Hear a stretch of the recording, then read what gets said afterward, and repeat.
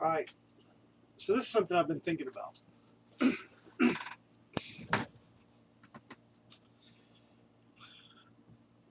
When people lose their cool, their temper, all right, and they say things, that maybe they wouldn't have said if they were not mad, all right. And they say things that they don't really mean. It just comes out, all right. Well, the explanation for that is that our brains are set up to protect us. And our brains have so many different methods of protection. Like, say, like if you are about to die in an accident, your brain might make you pass out, just like that, so you don't experience it. All right. When you start experiencing extreme pain, you'll black out. When you start not breathe or whatever, you black out. That's protection methods that your brain has, and it's because we have like this little department, and I like to think of this little department as like a Secret Service kind of a department. Okay, one where whenever this Secret Service agent that's in your brain, the little lizard instinct area in your brain, whenever it perceives something as a threat, whether it be a physical threat, it could be like a physical missile or a verbal missile, some type of a threat, whether it's going to, whether it's going to hurt you mentally or physically or something like that. It's like they rush in there real quick. They grab you, they throw you out to the side, and then they take over. That agent takes over and starts throwing out deflection fields. Okay, whether and those deflection fields could be in the shape of insults, like verbal violence, physical violence, whatever it is it takes to create a disturbance between you and that target, you and the person that it perceives. And it might not even really be a threat. There might be no threat there at all. It could be a false flag. It could be a misconception. It could be a crossed wire. It could be just something, anything like that. All right? Doesn't mean that it's truly a threat. But your brain doesn't sit there, and sometimes it doesn't just sit there and try to decipher whether or not it's going to be a true threat or not. Sometimes it just kicks in and it takes over. And then the problem the problem arises when, after it's already done all the damage, all right, it's thrown all these deflection fields up, done all its methods, it's hurt that person's feeling or whatever it had to do to subdue the perceived threat, to contain that threat, to make it, make that target keep from launching that missile. Then it reaches over and grabs you, and it puts you back into place. All right. Now here you are, looking at everything that's just happened, and now you get to face the fire. You have to be the one to face the consequences for what your little secret agent, your little Secret Service agent just did, is responsible for. That's why we say things. Our little secret agent will say things that we would never say You know, we would never, probably never even think it normally. You know, we would like with friends and stuff like that. You know, like I don't know. You might say, "Oh, you're fat," or something like that. You know, your ears are big, or your nose is big, or your eyes are ugly, whatever. You know, any kind of thing like that. And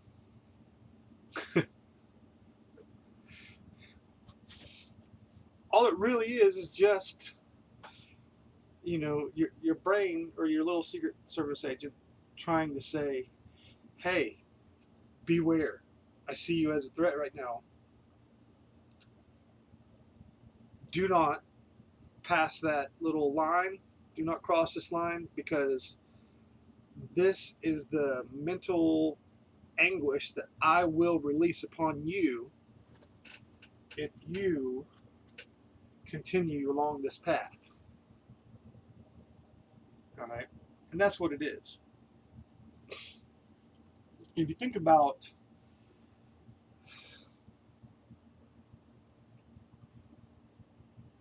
like, say, what a really super wise person, woman or man or whatever, would do in a situation like that. All right, would they take it to heart, whatever this angry person said to them while they were in this mode of anger?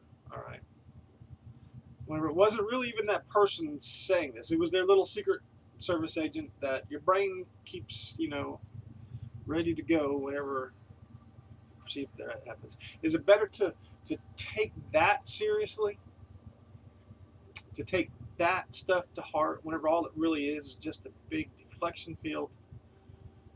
Um, that part isn't the part to take seriously. All right, when people come out of that mode and they go, "Oh my God, I'm so sorry. I didn't mean to say that. That's not. I apologize. That's not what I want to say." Take it to heart. Take that to heart. Take that part as the correct part. You know what I mean? Because like a super wise person would never take that to heart. They would realize what that was, and they would be understanding about it. Say, I understand you perceived some type of threat. Whether it was you, I mean, your brain, your instincts perceived some type of a threat, and that was the instinctive mode that you went into. Because apparently something I said, or a motion that I made, or a facial expression that I made, or something triggered that threat response. And that's what we have to understand whenever that happens, is that something we did, even if we don't know that we did it. Sometimes you might have an itch on your eye, okay, right below your eye or something like that, and you don't want to scratch it, but you're sitting there and you're looking, you're doing like this, you know, and you're doing all these different little motions or whatever, you know, and that person subconsciously or consciously could take those facial expressions as, you know, a negative expression towards the interface that you're having with them. You know what I mean? At that moment, the things that they're saying, or the things that they're confiding in you, or the things that they're, you know, or whatever. You're just walking by, and you happen to look over at the person. They look at you. A bug hits your eye, and you wince like that. That person keeps walking, doesn't see that you're over here pulling bug guts out of your eyeballs, but they saw that one little thing. That's what they, you know, that's what they're going to think. They're going to wonder what's wrong. What's wrong with me? Why did that person just do that? You know, they're going to go look in the mirror something. I don't know. But that's getting off into the weeds right there. And that's what I do because I got ADHD and all that kind of stuff. Bipolar, I guess, whatever, different things. I get up and down, up and down, up and down. It's terrible.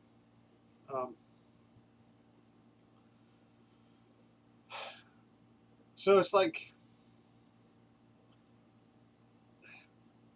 part of that situation is like what I was thinking while I was trying to sleep, because that's what this is. I just woke up and had to get this on video because I was just kind of thinking about this while I was laying there, and it's like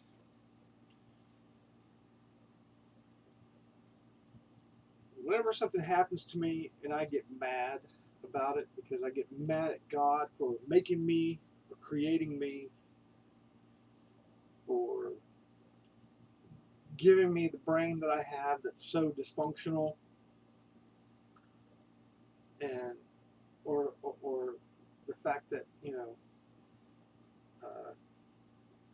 my little executive functions aren't up to par, because I don't have the eye-to-hand coordination as well, as most other people do, and plus I'm a lot quicker to drop something or have a problem when I'm soldering. I'm an electronics technician.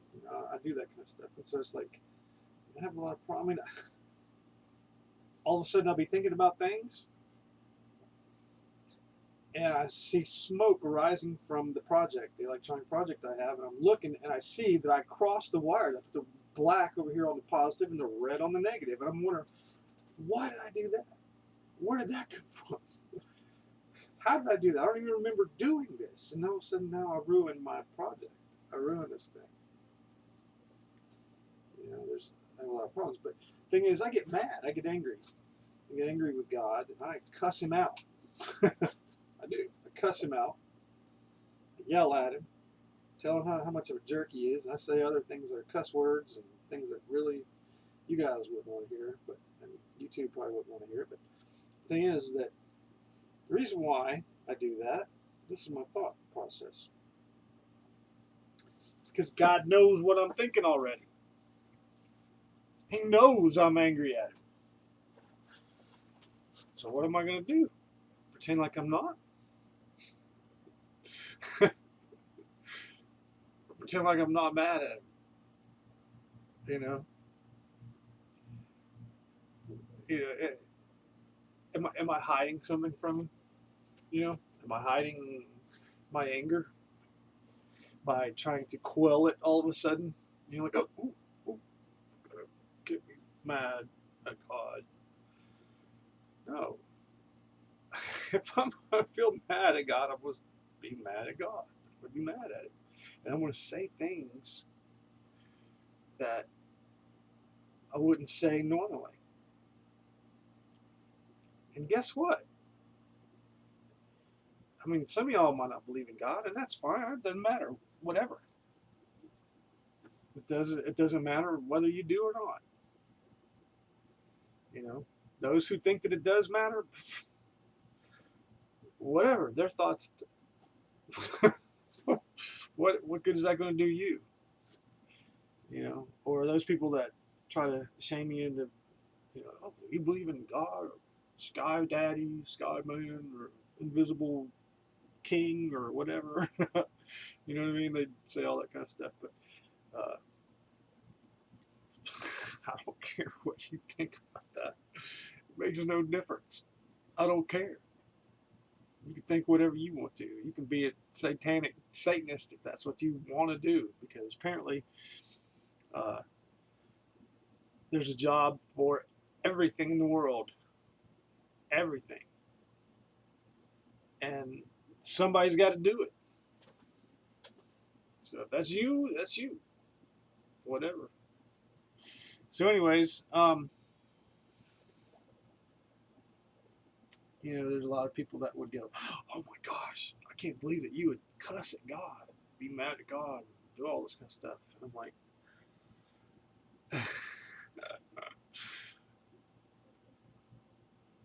you do it, and you don't even know you do it. You know what I mean? You might get mad at God and not say anything about it, and you think you're hiding that. You think you're hiding that shit from God, but you're not.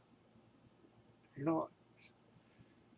You know, He created all this stuff. He knows all about it. There's nothing in the world He don't know about, good or bad. I hear people go, "Oh yeah, God, can't. He can't look on evil. God didn't create evil. God's nothing good." Well, you haven't read your Bible then, because Jesus actually says in there straight out, and it's a straight out quote. It says, "If you think I'm here for peace, to bring peace, you couldn't be more wrong. I'm here to bring a sword." That's what He says. He's not saying, "Hey, I'm just here because I love all y'all and I'm just trying to save y'all." He didn't say that. He's not saying any of that stuff. He's saying, "Hey, I'm bringing a sword. I'm going to chop your damn head off." I'm not joking. That's what He says in there. He says, "I'm bringing a sword. If you think I'm here for peace, then you're wrong." I don't know how you can mistake that. I don't know how you can misunderstand that. I don't know how you can glance over that, or try to candy coat it or whatever. I don't know how you can do that. I don't think you can. You can't. You can't. It's there. It's sitting right there telling you. Same thing. He says in there too. He says, I'm the Lord. I create good and I create evil." He does. You can't even have good without evil in the world. This is a closed loop system. All right. This is a yin and yang system. So you can't have one without the other. You have to have both. So what did He do? He created one, but the mirror of it just appeared somewhere. What, did another God create that? Because apparently, from what I understand, nothing can be here that He didn't create, right? So He looks on evil. He knows what evil is. He knows very well what evil is. He knows what you perceive evil as. He knows that things that you may perceive as evil, other people perceive as just a day in the life of, it's just another thing. There's things that we don't want to see. It's just pure evil for us to even think about, seeing dead people all over the place. It would just be terrible for some of us. It would break our whole fabric of reality. But then you've got like nurses and doctors who see that every day. They see some of the worst things that you can think of every single day. They can have conversations in the break room about, while they're eating, about poop or whatever. Maybe being in somebody's stomach and it exploded all over the place, and all of them will just sit there and discuss it. Like it's nothing. And they're still eating. They're not grossed out. They're not anything. They don't think of that kind of stuff as gross. It's a thing that's part of their job. They see it. They deal with it every day. They deal with gross stuff every day. Stuff that we don't ever have to see. People that kill animals to feed everybody. Oh no, they shouldn't kill animals because they sell enough meat at the grocery store. Well, that's where the meat comes from. It's from people killing it at the grocery store. But those people, they got to do it, or else those of us that eat meat ain't going to eat any meat. They see it day in, day out. We think of these cows. We look at them and we think of them as like, oh my God, I want to take this cow home. It's such a pet. It's such a beautiful thing, and I love it. And it's so capable of love and so capable of feelings and emotions, and it's scared, and it's living a life of hell and all this kind of stuff. And I agree. I think that too. I think all that stuff myself. I mean, I hate that because I love animals, but good God, like what animals do to each other. You know, they're horrible to each other. They don't. I mean, some of them have compassion, but when it comes to food and survival, it's a dog eat dog world.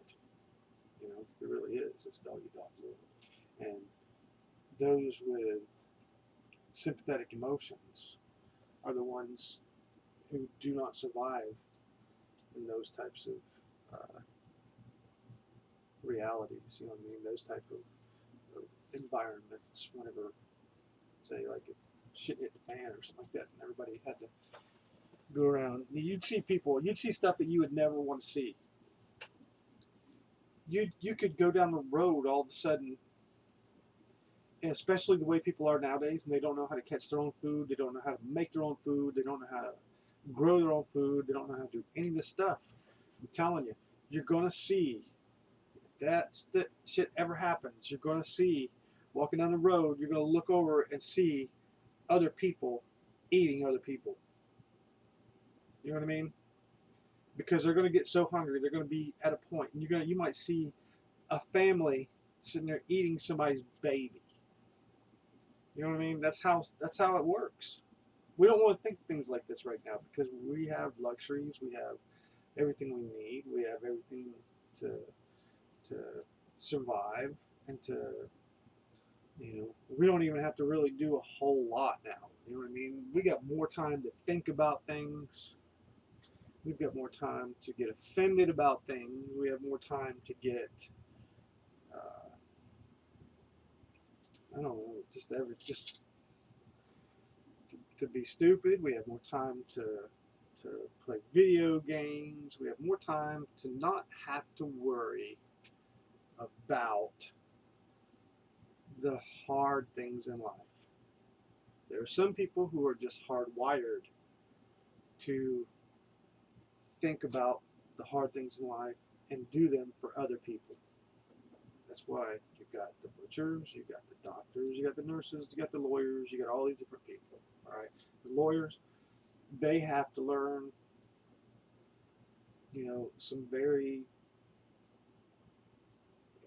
unethical tactics. They have to. If they're going to survive as a lawyer, they're going to have to learn some things like that. They're going to have to learn to survive in that law jungle. All right, and that law jungle, it might be nepotism. It might be, buddy buddy, the good old boy system. It might be something. But there are groups that form in those jungles, in those law jungles. And those groups form because they have like-minded ideas of what they have to do to survive. All right? And that's all that is. It's just a survival thing. You might be within the groups that can, call out those other groups and make other people, shame them down or something like that. You know what I mean? But that itself is a tactic. That's the same bad, stupid tactic and mean tactic as what those people are doing too. Because now you are the hunter. You know what I mean? You're the herder. You're the sick to everybody on that group.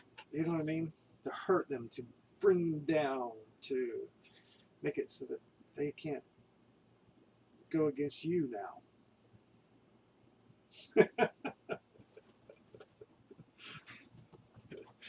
Whatever they can do to convince everybody around them that they're the good guy here. They're the ones that need to be protected. And that group over there, and meanwhile, the same people that are downing that group over there that they're sicking on, they have their little things too. They have their little ways. They all do. We all do. Everything. Everybody does. This is a survival world, regardless. Even if we get to a point where we have just so much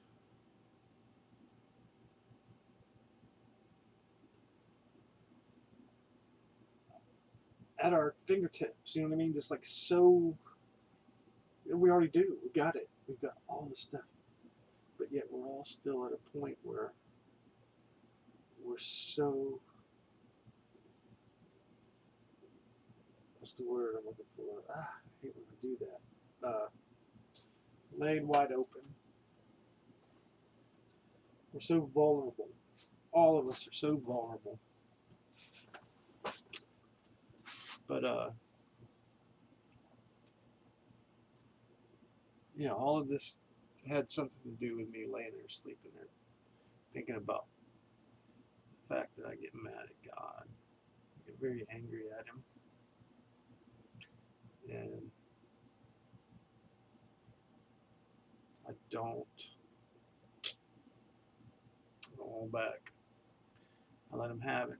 But you know what it is, because I know, and He knows, and everybody should know that basically what's happened is here I am. I'm this little child, doing this, fight, trying to, do whatever, and He's just standing there, just, oh, okay, there you go.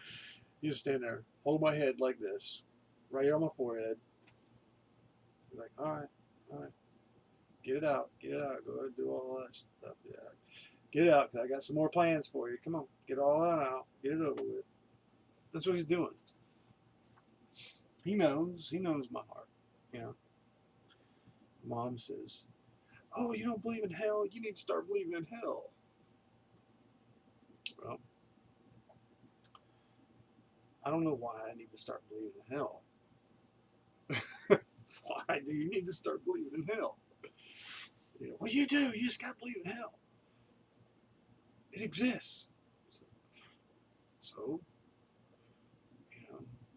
if it does, it does. If there's a heaven, then I'm not going to worry about the hell, because I'm pretty sure I'll go to the heaven. You know what I mean?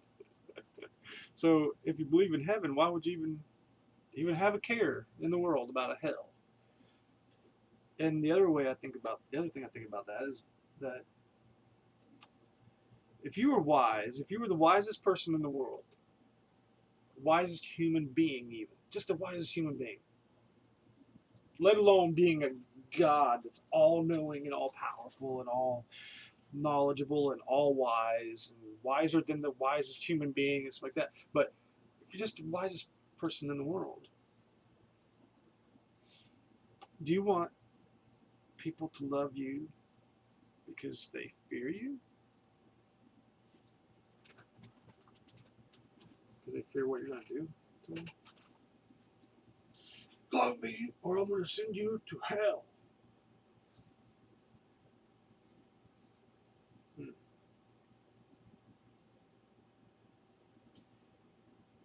God's not going to do that to me because He knows. He knows for a fact that I'm rebellious. And I'd be like, you know what? Send me to hell. Because I'm not gonna love you if you're gonna send me to hell, I'm not gonna love you. Why would I love you for sending me to hell? I ain't gonna do that. So that's not gonna happen. The thing is, you gotta earn love. You gotta have, love is a love thing. It's an attraction. It's not a detraction. It's a thing where you you love that thing because of a deep respect you have for that thing. Not and respect isn't fear, right? Fear and respect aren't the same thing. Some people think that is, but it's not. The fear and respect. There's levels of that now. Now there's respect where you respect the things that animal or that person or that gun or that knife or that whatever can do to you, the harm that it can do to you, you respect that. There's that. But there's also the respect that comes from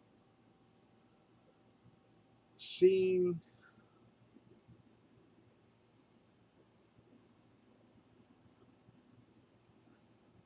something that is good to you. Something that you look at and you think, that's good. That's some good stuff. That right there is some good stuff. You know, that's love right there. That's the kind of love. I don't like. I'm not even the wisest person in the world, and sometimes I'm not even wise at all. But I would much rather have somebody love me because they love me, they respect me, and they see some good. You know what I mean? They see something there that attracts them, some benefit to them in some way, you know, physical or mental or something, which is all the same thing. That's another topic I'll get into at some point in time, where I'll discuss how the physical and the mental are exactly the same thing. There's no difference. There's literally no line between physical and mental, and I can promise you that, and I can prove it to you. But the thing is, like, this whole love thing, all right, of God,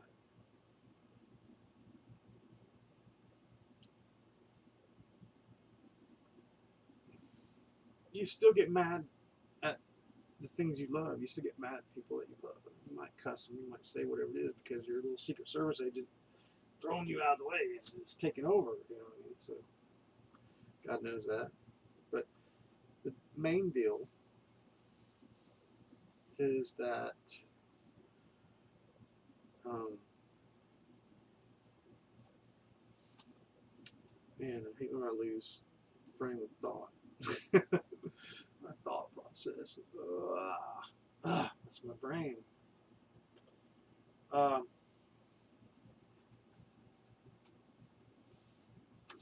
so I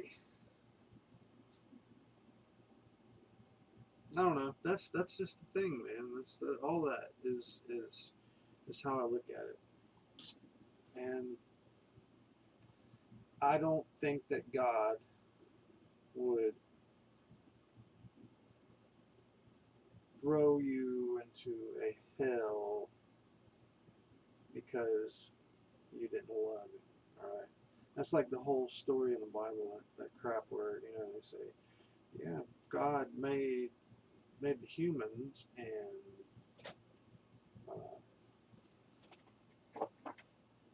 then he decided he made a big mistake, and he sunk the world in water. You know what I mean? And tried to start all over again. Well, when people do that kind of thing, whenever they say that kind of stuff, and they think those kind of things, what they're doing is it's what's called anthropomorphizing. All right, look that word up. Anthropomorphizing. And what it is they take a like a say a deity like God, and they project human emotions, human characteristics onto this God figure. And when they do that, they don't realize that what they're doing is they are taking away from the essence of what an actual God would be. All right. Now, maybe that's because people are so used to um, really putting, like, say, even like movie stars and rock stars and pop stars and stuff like that up on such a high pedestal these days that um, you know, that they see all these different emotions that their uh, most favorite artist, musician, actor, whatever, you know, experiences, stuff like that, and so they go, well, yeah, I don't see why a God wouldn't have those same types of things. Well, no, a God wouldn't have those stupid things. Those are stupid emotions that people feel. Those are the things that make people do stupid things. All right? Love makes people do stupid things. Anger makes people do stupid things. Jealousy makes people do stupid things. Uh, whatever else. All these other different little stupid chemical emotions that we go through, that we feel, is what makes us imperfect. All right? Those are the things. Why would you want to project those kind of things onto something that is supposed to be perceived as perfection? Why would you do that? It's because you're anthropomorphizing. It's the same thing as like whenever they looked up at the stars and they go, oh, that looks like a belt. Oh, well, that's the fucking blah, blah, blah Orion right there, you know, because it looks like look, it's shaped like Orion, you know. So that looks like the belt area right there. So that's Orion's belt. Look at that Big Dipper right there, you know, because it looks like a dipping spoon, you know, for the water at the well, you know, or whatever. And that's what they do. They project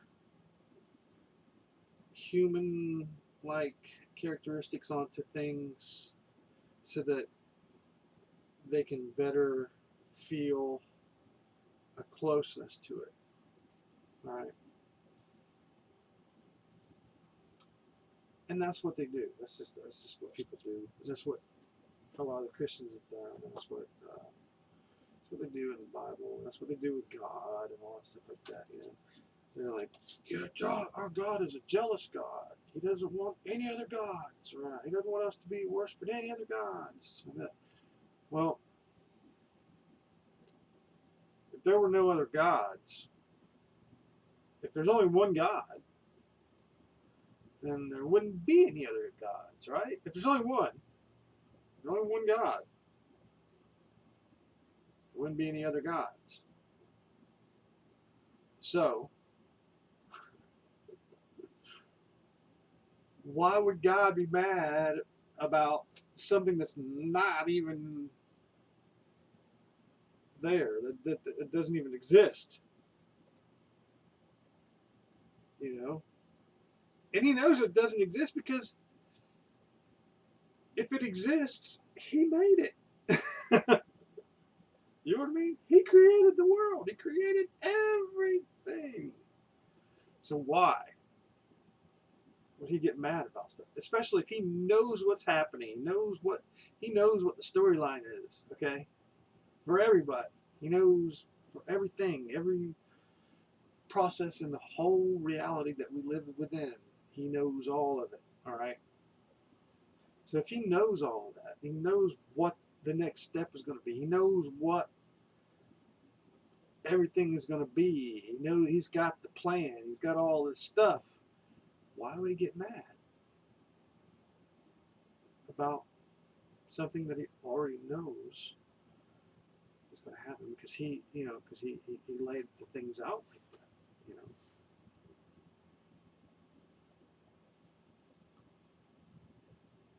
People have all kinds of things they'll say about that, and I've noticed because I mentioned that kind of thing to different types of people that I talk to.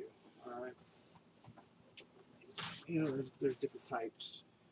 You know, the smarter ones, the dumber ones, the ones that are more strict, and ones that are more loose, you know, in the world or whatever, you know. And everybody uses their own logic towards why they think that God would be jealous about things or whatever. Some people, they just quote verbatim whatever it is that their preacher told them. You know, whatever they heard when they were a kid in Sunday school. You know, they all have these different things. They all have these different beliefs. Some of them, some of them will sit there and talk to me and say the same exact thing that 15 other of them just freaking said. And you know, it's because they get this stuff from their Bible studies or whatever, and some people ask me why don't you go to church and why don't you go to Bible studies and stuff like that? And like, because you're subjected to other people's perspective, whether that be, now it wouldn't be so bad if you're subjected to intelligent perspective on the subject matter, all right? But as it is in the world, everybody's on different levels. You got a church, you got Sunday school, you got lessons, almost like that. You got all these different levels in the same room.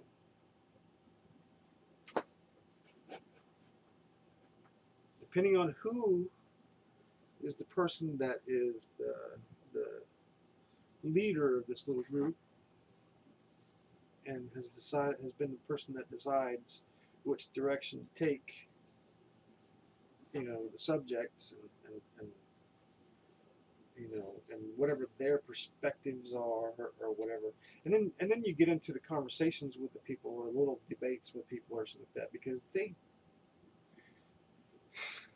bless their hearts, bless their pointed heads, for the life of them, they will never be able to comprehend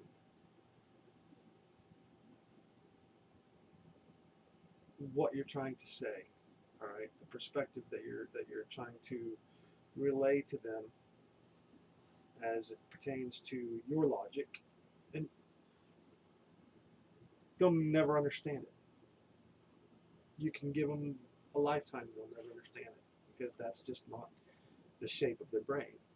That's not how their brain works,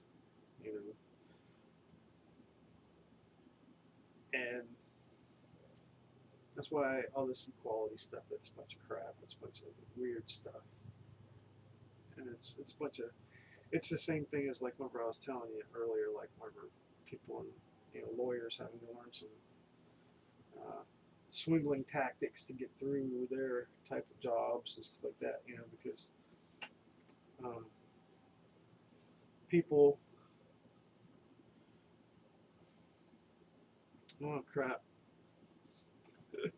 you're witnessing it right now, right? I just lost my frame of thought. I do it probably 20, 30, 40, 50 times a day. It's getting worse as I get older. And I don't even remember what it was I was just talking about. I have no clue. I don't remember. I think it's because now I'm starting to get sleepy. I only woke up to come out here and tell you guys this. So I think I'm going to end it for now, and then maybe pick back up on it later, and I'll discuss with you guys a little more in depth about the fact that there are 0 lines between mental and physical. Regardless of how you want to perceive it, it doesn't matter. This fact doesn't even see your perspective. It doesn't have anything to do with your perspective whatsoever. All right? You can believe, know, whatever. It doesn't matter. There's simple facts out there that prove that mental is the same thing as physical. And we've learned to somehow take the things that we see and hear and try to differentiate them from the things that we think.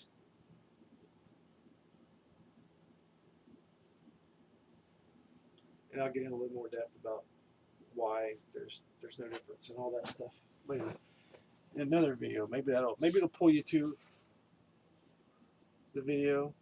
I don't know. Maybe you'll look at this video and think I'm just a crock of shit. Maybe you didn't get this far. You know what I mean? maybe think I don't know, who knows? Whatever your thoughts are, I'm good. All right, it's fine. Whatever. It's not a big deal. But so basically, come back to my channel, subscribe, hit the little like button, all that stuff. You know, the same thing that everybody else tells you, because YouTube does give a crap about that, and that kind of affects the way that whether or not they, put you out there or not. And to be honest with you, I'm in a bad spot in my life right now, and I could probably use the little advertisement money that, if you got to sit there and you got to look at some advertisements or whatever, I might as well get paid for it. You know what I mean? And I can't do it unless I have 1,000 subscribers. I have to have 1,000 of them to start being able to get paid for anything. So here I am. I'm just gonna just pump video out after video after video after video. But I'll do like I'll try to make it whatever kind of content I can make it. You know what I mean? They all say, hey, you need to really go towards what your viewers want to see. I don't know what y'all want to see. And even if I did know what you wanted to see, does that mean I know how to do that? I don't know how to make a video like that. Maybe I do. I don't know. I mean, if it's seeing me naked, I don't think I'm gonna do a video like that. You know, and if that's the case, if like I get overwhelming response on that, maybe I'll go get an OnlyFans, something like that. But no, I'm just joking. I wouldn't do that because that'd be embarrassing. Nah, I can't do that kind of thing. But I mean, that's fine if anybody else does it, but I don't do it. And this is water, by the way. That's not any drink. It's not like alcohol or anything like that. But yeah, good God, this is already going to be a hell of a video to try to upload. It's going to take days. I'm going to have to do it in like probably 4 parts or something, maybe. Maybe that's what I'm going to do. I'm going to split them up. But, all right. Like I said, hit that subscribe button. Help me out. All right. All right. I'll see you later.